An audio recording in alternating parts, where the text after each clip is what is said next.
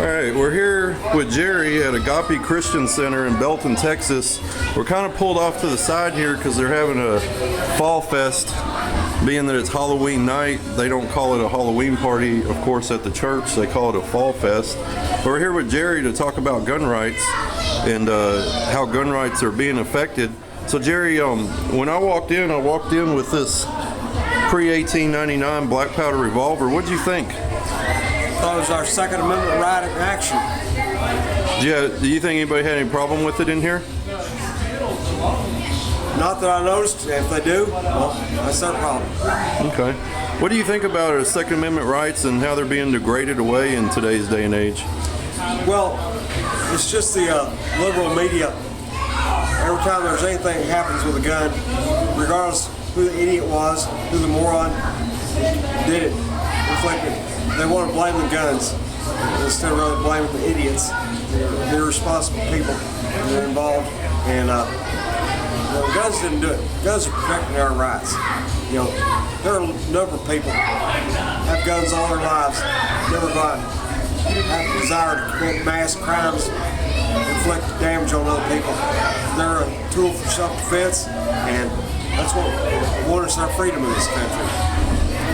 Do you have any problem with Texans? You know, it's legal in Texas, unless it's marked with a 30-06 sign, it's legal for Texans that have concealed handgun permits to conceal carry in a church. Do you have any problems with that at all? Not in the least. Not in the least. Now, what if it's legal to, if we get open carry legalized in Texas of conventional handguns, not just, you know, right now we can legally open carry rifles and these black powder pre-1899s, but say we get regular handguns legal to open carry, do you think there'd be any problem with that?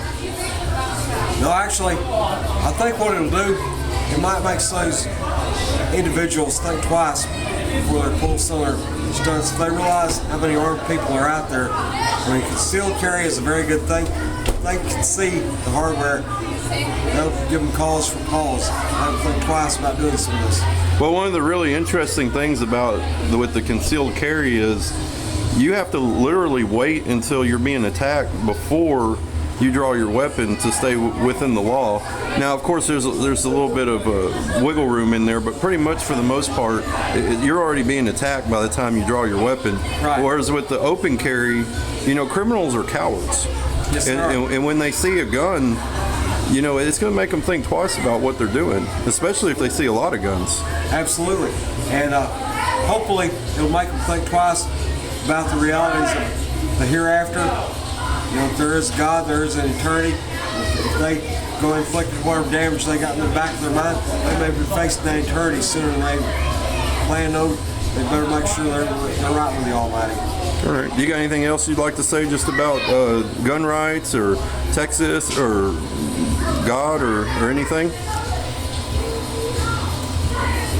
Just that people lose track a lot of times with guns. And here again, this is the idiots out there. They let the gun be the master. You know, when really it's the devil whispered in their ear. They get hold of a gun, and they think they got to go inflict all this damage, shoot all the people they can. And responsible people don't do that.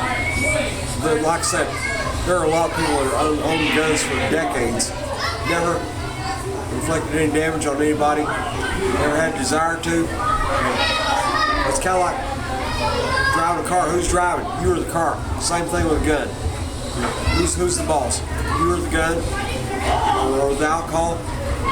Who's in charge? You or the alcohol? And that's, you know, people just need to realize they have control of the guns. Guns are not the problem. It's people's lack of responsibility, and they need to adhere to that. All right, Jerry. Well, I appreciate it, and you have a good night. Yes, sir. Thank you. Everybody.